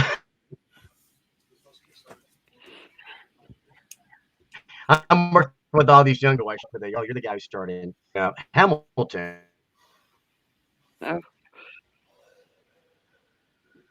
Anthony Ramos goes, "Hey, man, you stand-up comedy on his recent show." He tells the director, and then Lee Isaac Chung, before I wrapped the first week, called me aside and asked me if I'd be too embarrassed to do a little Robin Williams for him. I've never in my life had a director on a movie ask me to do a little Robin for him. That's when you know that it's okay. So it's kind of interesting. Were you embarrassed? No, not really. I just I just broke into a little riff about his name is Mr. Lee Isaac Chung. You know, the Oscar-nominated incredible director. His name is Isaac, though. He knows about Isaac, like Isaac Hayes. He's the lover of women. I just kind of went crazy on him. Made him piss his pants a little. And it was maybe he'll cast me in a show. I'm ready to do the movie, Ma. He might. He just might. This is great.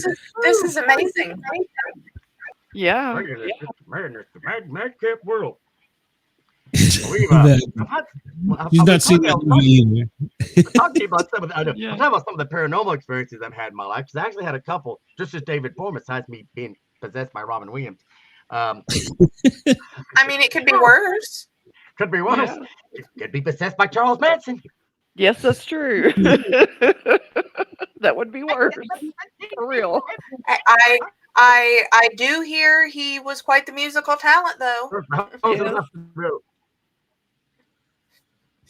Oh, yes. That's right. So was Paul Berlin. So Paul Lynn was pretty musically inclined. I remember my first time at Fitzfeld's nightclub. This was me as David Bourne, because as an actor, you know, you're doing comedy. I'm 33 years old, and I'm working as a bar back at this 2-story old Polish dance hall, Fitzgerald's nightclub, right? And at nighttime, everybody leaves the building, and I've been working there 2.5 years. And it's like used to be an old dance hall. It's got an old wooden building on the first floor, and the second floor is. Oh, dang. In there, and that's where the I just want him to read me a story. You just have to stay there till 3 a.m., 3:30, stocking beer. Nice. And one night, and I never had any issues ever. No one ever told me nothing at Fitzgerald. And I kept hearing noise on stage as I was up there stocking the beer all by myself with one lonely light on way across the corner, and kept hearing cans and crap getting kicked over on stage, and kept hearing stuff getting moved, and walked over, and I knew that nobody.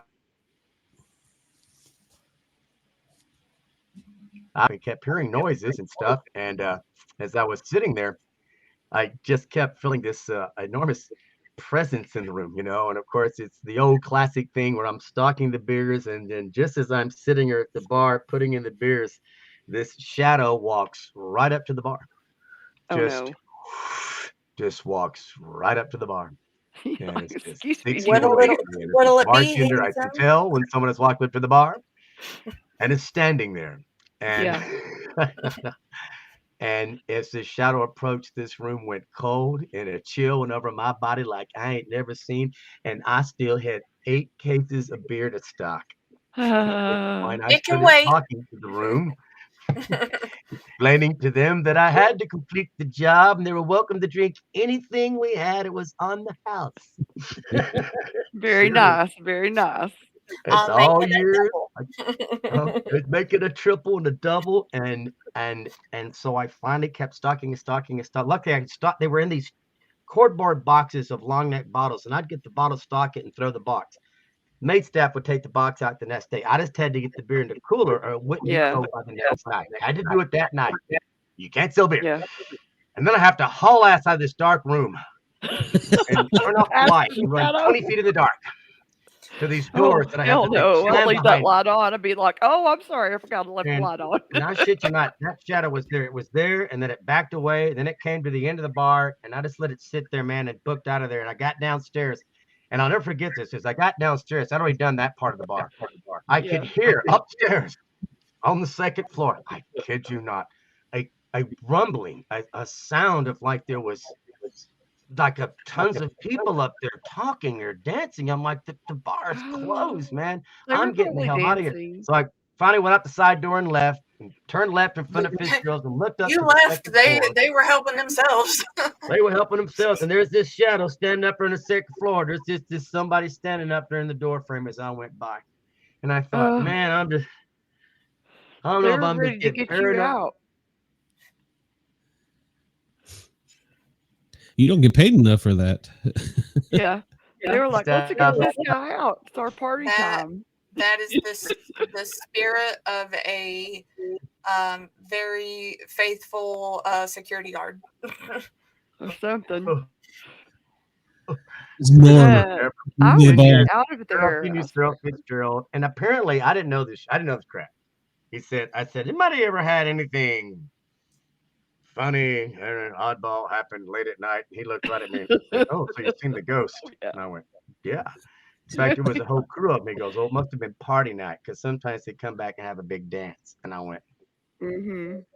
Mm-hmm. Yeah. "How did you know about the big dance?" You know, and I said, "Yeah, it happens sometimes because, you know, we don't know if it could have been Sarah's husband who had been lost in an accident once in a motorcycle crash, or if someone else. The place was historical, and so that was kind of cool. I thought, ooh, there it is. I'm in a zone, man. I'm in a zone. Yeah. I think I've seen somebody investigate that place before, and they could hear the people dancing upstairs. Interesting, right? Very odd. And of course, eventually they tore it down a year and a half ago. They sold it and leveled the building. Yeah. Yeah, but the poor spirits, where do they go? Yeah, where do they So go? I don't know. where are they gonna dance and get their free booze now? Yeah. I can't imagine. You know? It's such empty shell parking lot. It's a sad thing, you know. That is sad.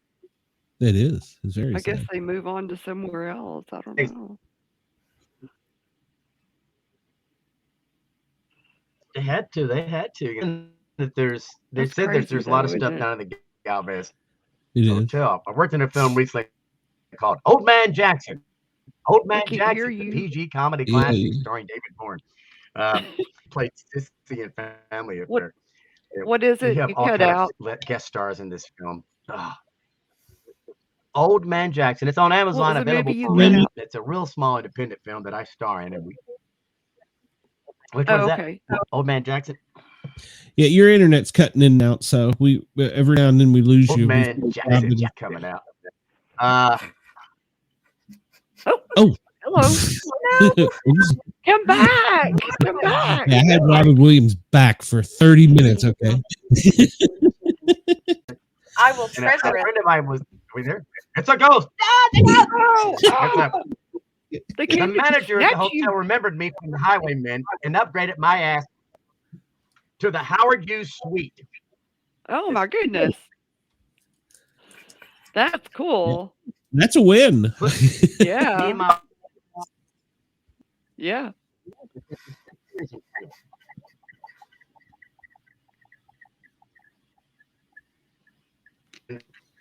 Just got a couch to the side, my watchable window. And she got her clothes and hung them over the chair.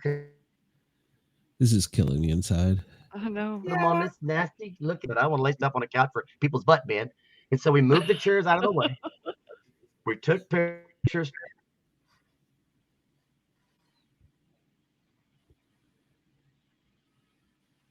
Pictures. This is the wholesomeness that America Had been needs moved right back now. together, and her clothes had laid on the. Looked at her and I said, "You know, when we left, these chairs."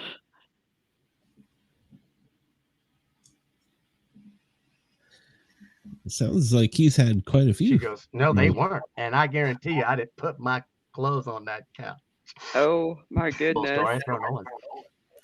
Throw them all away now. I love it though, man. That's wild. I would have to chalk it up maybe to somebody coming in and moving them, but why would they lay her clothes out? That's the weirdest part. Yeah, and we're talking like it was like we left at 8:30 and came back at 10 o'clock at night. So there was no staff coming in there, you know, and it was very interesting. I mean, I was like, wow, they just didn't like the fact we'd moved those chairs. And then I asked the staff downstairs, and they said they have a lot of issues of things getting moved around in that particular room. Had another friend who was from New York who was staying in a room. And he said the classic. He goes, "Well, last night my water came on 3 times. I couldn't get it to go off." I went, "Which room were you in?" And I've told the manager down there, and he goes, that's the one where the water comes on. I said, well, there you go. Yeah. So, yeah, he's still having it down there, right? Little science. That is scary. I ought to tell you these things before you stay in those rooms. You it was fine. It's all right. We were so. Well, I was wrapped that night, so there was so much alcohol. I was like, come on in, have some. It's good. Woo, come on, it's good. I could always use some more, friends. Bring me a drink of that water. Yeah, when they start talking back, that's the time to run. So, yeah, as long as they're friendly.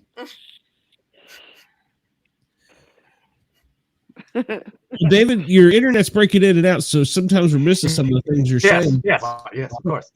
But you're in something right now. You're filming right now. So I noticed it's kind of. I have my speaker turned down because it kind of. Yeah, it's. I think it's your Wi-Fi signal. I don't know. It's frozen. Keep freezing. Oh. Yeah. It's a project called Second Baptist Day. They do these feature films. Should I log in and log back out? I don't know. You can try if you'd like. I hate to lose you but yeah, it's stop video and then maybe start again. Let me stop video and start again. How about that? Hang on. I don't think that'll help. Maybe. You don't think it'll help? You don't think it'll help? Maybe you could try it. My technical support guys in here. Check. Yeah, that's good. That's good. Better. Can you hear me now? Are you allergic to shellfish? Only on Fridays. So. Alien fries. Well, I have another thing. Alien fries in Centerville, Texas. They're called calf fries, but they ain't from an alien. But they're from a place you've never been before.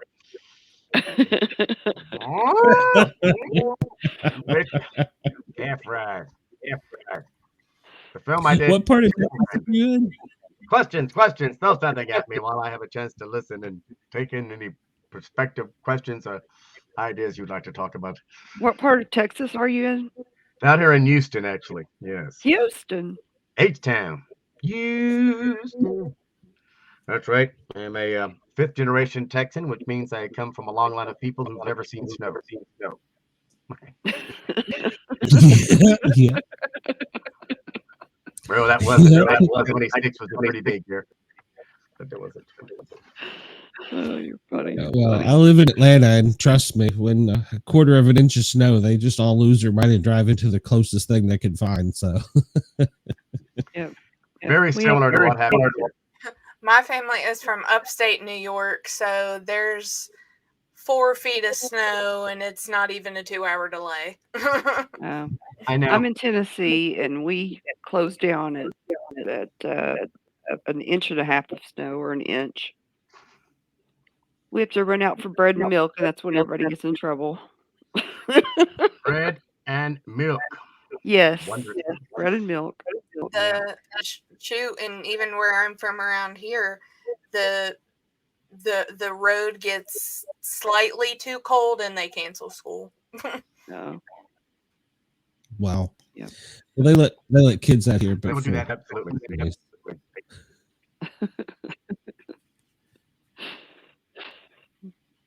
So, David, you've had all these paranormal experiences, and you feel like you're possessed by Robin, but yeah, well, I guess you feel like you're possessed. I don't know if that's not the right word, I guess, but no exorcism allowed. You can feel his energy. How about that? I've seen him in concert. I was a paramedic at the Fox in here in Atlanta, and I had to interact with him some. And when you hit the door running tonight, you were Robin. So yeah. It's a persona I've been able to adapt, and certainly I think kind of a character I've been able to get to a certain point of realism.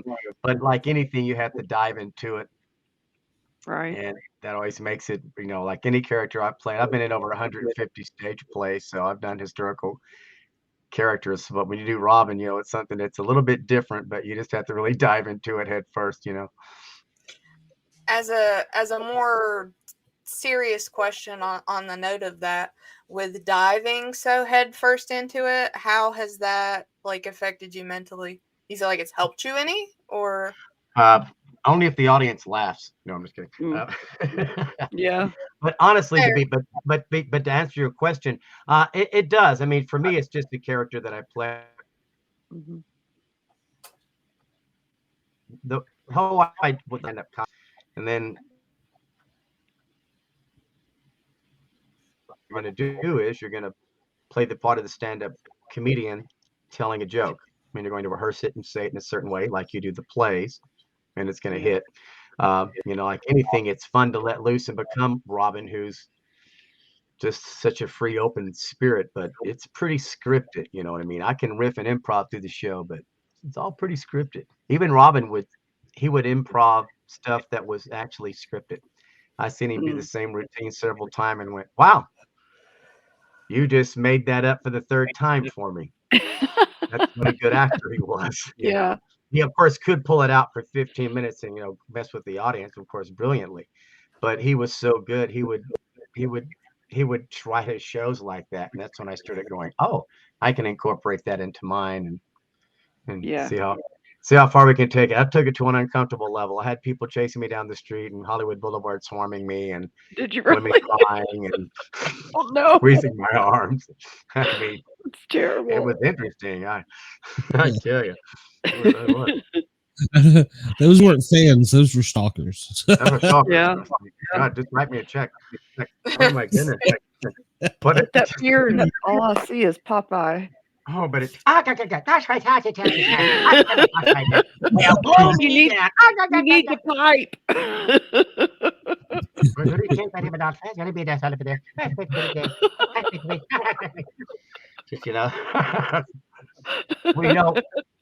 me and Robin are what's called a stream of consciousness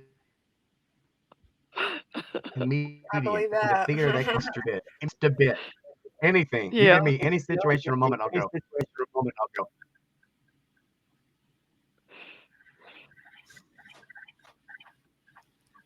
It's killing me. This is killing me inside. It's because he's freezing out. Yeah. And see, Bobby wouldn't come on the show because he was afraid I was going to embarrass him.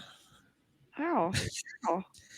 He didn't think that I knew that this wasn't really Robin.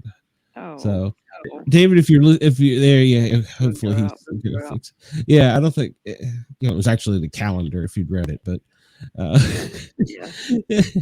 he's like, dude, he's dead. Like, no, it's all good. He'll be on tonight. I know it's all of us. No. He told me he was the real thing. What are you talking about? When he hit the front gate there, it wasn't. It was hard to tell. Yeah, it was. No, even in the pictures on his website, it's like, how can you look more Robin Williams-y than Robin Williams? Yeah, exactly. Yeah. Brenda, is that a secret code for something? So she said one of us was. Well, I've got a little echo. I think it's coming from your mic, Glenn. It can't come from his new mic. Where it's getting hot. Are you still getting hot? No, it is now actually off the floor. So it's got 360 air around it, and it's got not really sure what it is, but it looks nuclear. I think we're both. Say something. Say something. Hello. She's echoing too. I don't hear her echo. I hear me occasionally, but I don't know. I have been on Streamlabs for the past 3 days, and they're probably watching right now. Sending up their next level of technical support. I hear you cracking too, cracking and popping. Oh yeah. So yeah, I sent the complaint all the way up, and it was like I would hate to have to go somewhere else, but got to pay the bills. Yeah. Oh, he just texted me. He said he's froze up. Oh no. Darn it. Yeah, I know. It was great. I feel like somebody like whacked me upside the head. I just still feel like.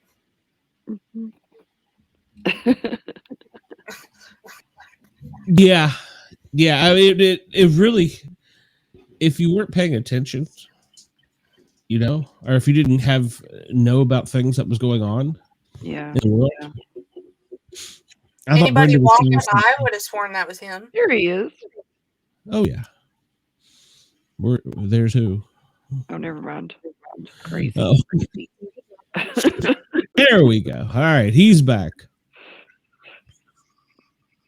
Are you back? How are you now? Are we back? Give it to you.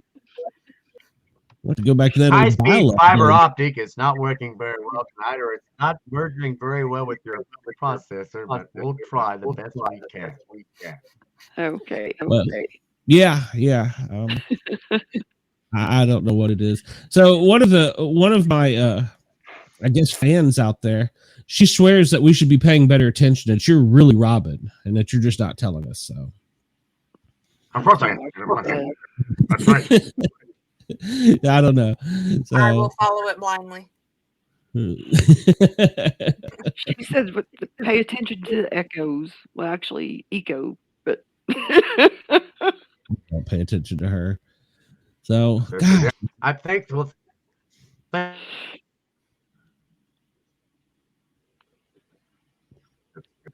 yeah, the internet's freezing and it's annoying me. And I'm afraid it's just not going to work. Dang it, dog, rat it. Well, you know what? Damn it, son of a biscuit eater. What language? I know. Well, the good thing is, I've got your number now, so I can get you again. It's not like come back. Will you come back again where we can actually talk? Maybe we should try earlier with the stars are more aligned or something. I don't know what it is, but yeah, it's never been this bad. But you guys, I could just, you could actually keep talking. I can log out, log back in, and try it again. I'd be willing to give it a shot here. Yeah, if you want to give it a shot and try logging out and come back in. I know your time is precious. So I don't want to bug you to death. You're more than hospitable to me. I will bug you to death because I have the same name as your wife. She will haunt you. I will say we will double Dina you. Don't threaten him with a good time. Hey. We're not clear. His wife could be just as crazy as you, Dina. So. You're right. And I didn't ask you, Robin, but or David, but does your wife?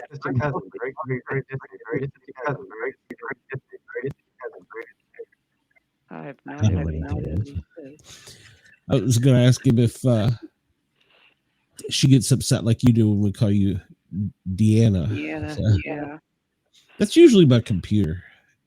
It says in my voice, Deanna has entered the building. Yes, I did. Well, yeah, because it's in my ear. That doesn't mean it's right. It's right. I always say what's in my ear. So. Okay.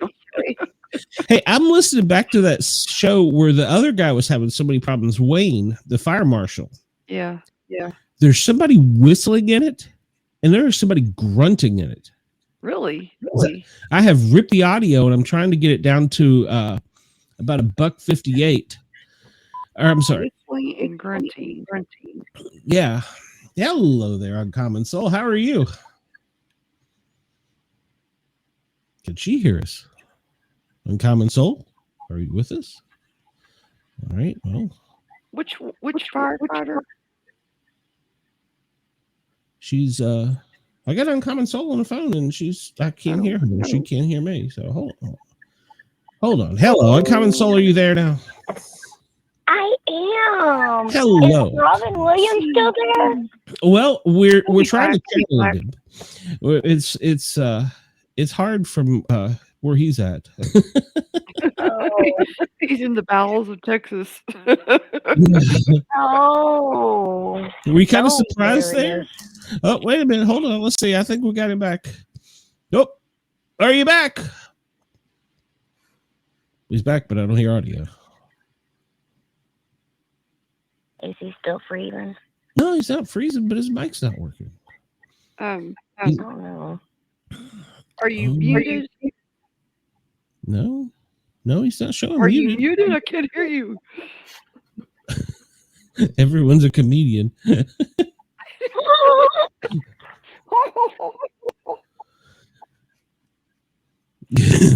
It's funny. I don't even have to know what you're saying. I will take it. Like I was saying, can you see the screen while we're doing this? What?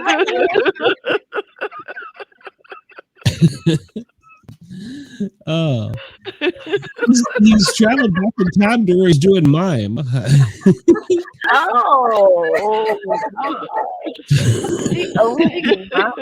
I'm missing a wonderful. Hey, he can hear you. I think he can hear. Yeah, he can hear us. Common soul. He could maybe do yes or no Oh, question. he can hear us. Oh, Yeah, that's so wonderful. why don't you ask him a question? If he doesn't give you the finger, Okay. Let's see. What was it like playing on Mrs. Doubtfire? Well, that's kind of hard to do a yes or no. He could do a thumbs No, up. I feel like he can do it. He can do it. He might be able to. Oh, he's telling I you. mean, he is a ghost and all, you know. Well, A little part of him is. Oh, Maybe he's got. he's giving a whole speech. Yeah. Get in here. He felt that in his heart. Yeah. yeah. This is killing me. We're gonna have David back. We're gonna have to. If I have to fly out there and interview him in person, because I took so much grief over the fact that you're gonna get him, and then they were like, got him. That would be so neat, though, if you got like an actual. Oh my goodness! Could you imagine the show? I can visualize it now. It would be amazing, Glenn. Yeah. Well, you'd have to carry me because I'm not really funny on my own. So. Oh yes, you are. Everybody is. I don't know about that, but all right. Okay. Well, Uncommon Soul, I'm going to let you go in case somebody else wants to call in. But did you have anything you want to say to David before we let you go? You can talk dirty if you want. Wonderful job as the impersonator of Robin Williams. Actually stole my heart seeing it. Uh-huh. So I am actually very glad that I tuned into your show tonight. Well, good. I'm glad you tuned in too. Thank you for calling, and you're always welcome. And we're gonna get him back eventually. So he's got a busy Hollywood career, but we're gonna wrangle him. So I should have him and Miranda on the same show. That would be like that would be so neat. I might try to make that work. So he does. I'll have to tell him who Miranda Maverick is unless he's an MMA follower. But all right, I will talk to you soon, Uncommon Soul. Thanks for calling. Thank you, honey. She's one of our regulars, David. I don't know. Your mic is now totally gone, so I've got perfect video but no mic. So I don't know. Gremlins. But no, we were saying we'll have to get you back again, and I'll see if I can get you with Miranda Maverick is an MMA fighter who's a big fan of our show, and that would be like a double celebrity show for me to have both of you on at the same night. So but be careful though, she might kick your ass. So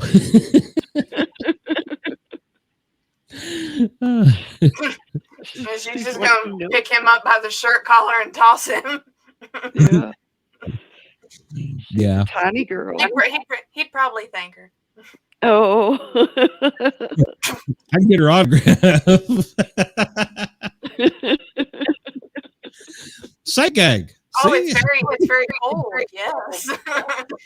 It's what works for radio, but I love every minute of it. So.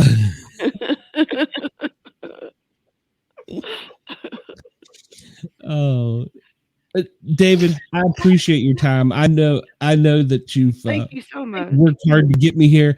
We're gonna get you back. We'll get the technical issues figured out. Yeah. I don't know if it's my end, but it has been great. An honor to meet you. Finally, we text back and forth, and you've sent and done the promos for me, and I appreciate it. I appreciate everything you've done to support the show. So, yeah, we'll get you back, and you can make fun of Deanna. I mean Dina. So, Oh, that's great.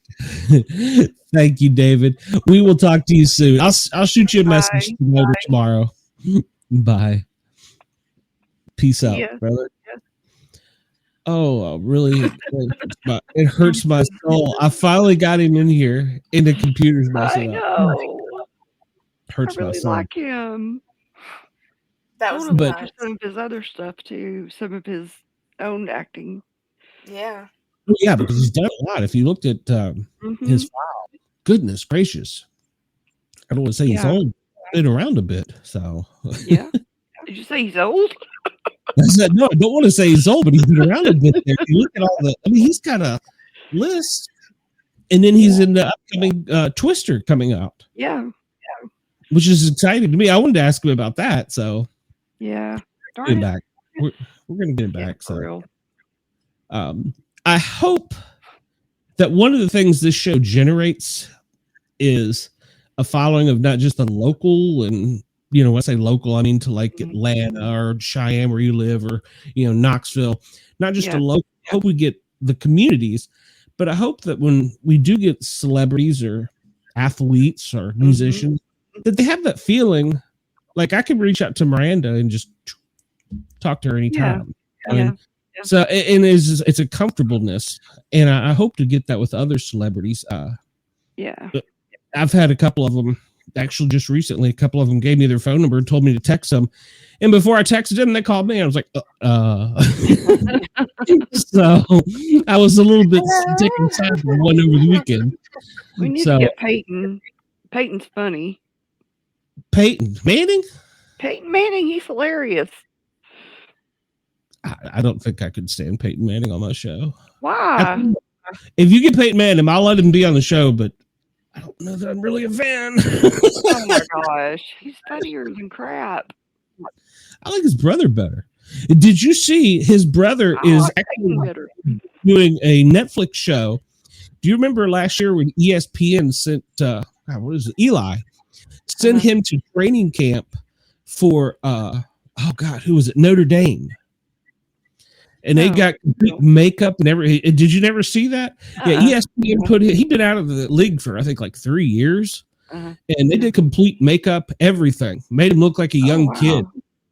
And they sent him to training day. They'd already called the coaching staff and said, "Hey, look, this is what we're doing. We're going to be filming. Just tell everybody it's a documentary or whatever."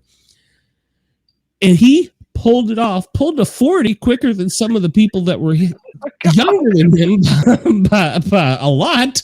And I forget the name of the character he played in it, but he just kept mumbling over and over. He's like, "Yeah, I like third long ball. I like third long ball. That's what I do."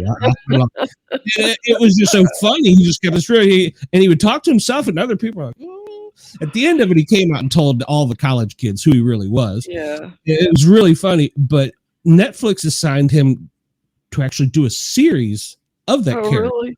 That whole season. So that I'm kind of excited They're all about. Pretty funny, actually. So are they? Is it like a sports prank show? I guess. Yeah. Well, I think they're going to try and tell this.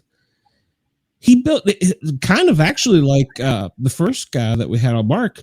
He is kind of like Eli had built this character throughout his career of who he could have been, because he lived under Peyton Manning. And I mean, let's be honest, Peyton Manning is one of the best quarterbacks of all times. God, I don't watch sports. I don't like Peyton Manning, but I thought you said he was your favorite. No, he said he's one of the best quarterbacks of all time. He doesn't like him. I can't take it away from him. Yeah, I know, but I can't statistically take it away from him. It is still, I guess by records, one of the greatest of all time. Yeah. Even I think this kid Mahomes in Kansas City is going to smoke their ass. But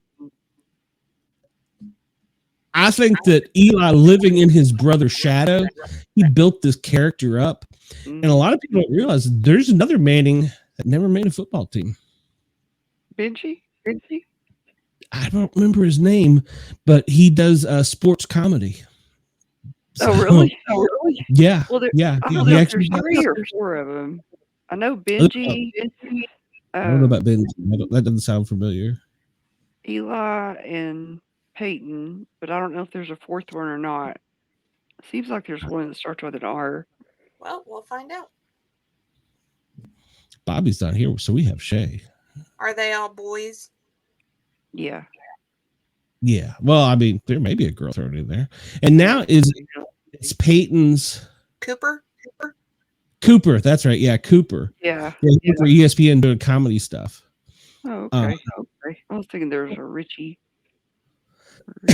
But now it's Peyton's, I guess it's Peyton's son, or maybe it's Eli's son, is going to Texas. So Cooper, I guess, did play football and was supposed to play for Ole Miss, but he got diagnosed with spinal stenosis, so he couldn't play football. Yeah. Can you imagine Archie Manning being Archie Manning being She said that was her fun fact for the day. Thank you. But yeah, if Archie Manning was your dad and Peyton Manning was your older brother, yeah, you got to do something. Yeah. But yeah, I think this character that Eli came up with is somebody that he like projected all through life. Okay. He never felt like he could fill up to Peyton. And actually, if you look at a lot of statistics, he's won more Super Bowls than Peyton. So yeah. I don't know. All right, I won't bore you all with my sports knowledge. I leave that to my FM radio job. So okay. Well, hey, everybody wants to know about Taylor Swift and Travis Kelce, don't they? I mean, I couldn't care less about them. I couldn't either. It's just a couple rich people. I don't care. Take me back to when Taylor Swift was singing country. That was like that was my growing up. That was better. Yeah, my program director at the radio station listens to me here. I know he does. I've caught him stalking me, and I said that I couldn't name a single Taylor Swift song on this show. I said that Tuesday I had a Taylor Swift song on my lineup. Oh, no. Did this? Why did you do this to me? And it went into like the Monkees. How do we do this? Oh no. I have a lot of fun on that show. Yeah, I was gonna say, like, I'm just thinking off the top of my head, I could probably name you the whole first album. Yeah. But yeah, well, I couldn't, and I mean, I grew up really like the cassette tape era, so it was when I was, so we had to put a pencil in there, eraser in there, and rewind it. You understand. We had a really cool music teacher whenever I was in school, who ended up later being my marching band instructor in high school, and my thing for my allowance every week was to like go get a CD or like save up for one of the newer ones. So I had a humongous case filled with CDs, and the music teacher, he was awesome, but also very lazy. So his music class was, here Cheyenne brings in her thing full of CDs and plays whatever everybody wants to play, and we sing. And yeah. That's more like a DJ, isn't it? Yeah. Yeah. But I was just like, all right, you guys got all this to pick from. What's really cool is music study class. The program director and the owner, they allowed me to do the tribute to my friend who passed away. And I asked him, I said, if you can get me a Bigfoot song too. So I want a Bigfoot song. And so for 2 weeks, he's been searching for a Bigfoot song.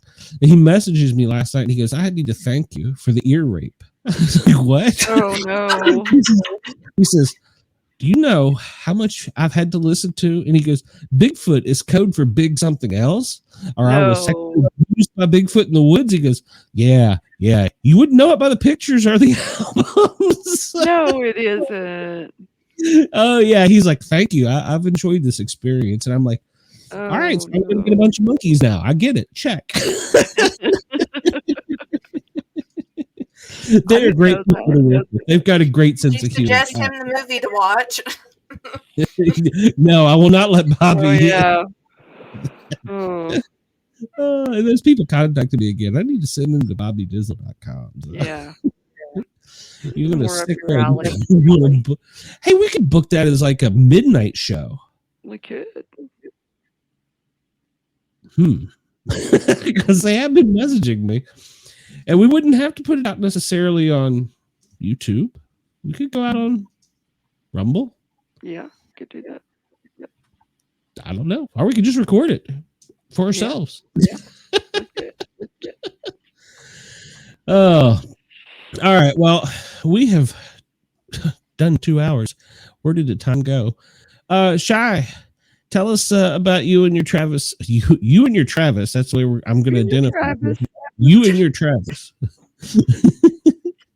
Where can we get more information on that? And you got anywhere you're going to be or doing anything here in the next couple of days? So you can find me on Facebook at Shy LK Asylum. If you want to check out anything by my fiance, you can look up J. Travis Smith. We have a Kickstarter that I believe is ending in 15 to 17 days. We just fully funded the other day, and you can find that on either of our pages, or you can look on Kickstarter and search Death Rain. It's Death Rain Gehenna. It's the first one that pops up when you type in Death Rain. And I'll be working and I'll be home. Cool. Well, that's what you want. Misfit Saturday night. Oh, yeah. You want to come on Misfit Saturday night? Coming on Misfit Saturday night? Fuck yeah. All right. Okay. Well, you and Dina need to get busy and come up with a topic then, because I have not had it all week. I've had 4 hours sleep in like 3 days because this damn cold medicine, high blood pressure medicine has got me wide awake. Well, that and the Mountain Dew. So tonight I'm probably going to take like a handful of pills, go unconscious to get rid of this cold that the tiny terrorist has given me. So sound terrible. Yeah, I know. I'll have to get us pulled up on the West Virginia jail mugshot page, and we can go through and make fun of the mugshots. We could do like side-by-side comparisons with Bobby's restaurants. So. Oh, we could. Probably a lot of the same. So no, I doubt it. There's probably some restaurants around Knoxville or some establishments around Knoxville that do something silly like that too. So you should. Yeah, I could do that. If not, you should just pop up like paparazzi and just take some pictures and run. Yeah. Hey. You won't see this on the internet. Look at that goofy son of a bitch. Yeah. Look at the face he's making. Y'all are trying to get my ass beat. Well, hey, remember, I'm the one that wanted to put B Dizzle in the ring with Miranda for a fundraiser. So I would set it all up. I would do it all. Yeah. Just take it out by Miranda would be well worth it. And we could have Robin Williams call in the fight. Oh, that would be awesome. They could both be running around the ring. Yeah. And then I can try to get that chick that we were talking about, and she can be holding seances off to the side. Yeah, I want more details. I want more details on that. I was telling my boss about it, and she's going, yeah. And I was like, there are too many questions and not enough is said here. Yeah. The idea is she was married to somebody in the afterlife from a totally different century. He was an abusive alcoholic who cheated on her. He was a Victorian soldier That's correct. named Eduardo. Yeah, you got more than I did already, so. I was reading it on the way to work. I was like, "Oh my god!" Wait, and this was in the afterlife where he cheated on her. No. Yeah, he's a ghost. So, well, yes. So they got married somehow. Mm-hmm. And then she called it quits because he was just too much. That's too much. I don't know. That's interesting. So they were married for a year, and then after that, she had to call it quits because somehow in the relationship where she is alive and he is dead, he somehow cheated on her, which then forced her to get an exorcist to make sure that he was gone. But hey, they're still on good terms, and he gave her his blessing for her to become a paranormal researcher. Wow. Okay. Yeah. So Interesting. Diane's mission in life is to find that woman for me. And y'all will have to keep me out of trouble because you know the questions I'm going to be asking. Yes, I know. And I'm gonna be like, all right, look, this one it might be a little NC-17, but we gotta know. We gotta know. Yeah. It's true, and I got a button just for that, so I'm a little late on it. Was he laying that link down, or You said he was dragging you off the bed, so did he lay the pipe to you, ma'am? Was he also a plumber? Yeah, he was showing her his sword. Yeah. Can you say that again, Cheyenne?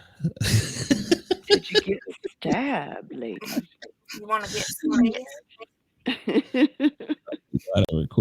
I have to record moments of you, and then I got moments of Sonya recorded. I can just play back at my leisure. Don't worry, I've been doing this Dita for years, so I just have to get used to it. It's okay. I'm harmless. Well, I do bite, but we bite back harder. I haven't felt that for a particularly long time. All right, let's see. So who do we got? We got the Grinning Guardian Gang coming up on Friday, same time, same bat channel. We have a gentleman that's a Coast Guardie. He's with the Coast Guard. He's going to tell us his life story. He's a coastie. Then we got the Misfits. These two young ladies, beautiful young ladies, are going to figure out what it is. And then next week, we have Anthony Caro, who is a full-time writer, and then we had Ed Jowett following that. He is also a full-time author, if I recall. So, righty. So yeah, that's where you can see and hear us next. Ladies and gentlemen, have a great night. Thanks for putting up with us.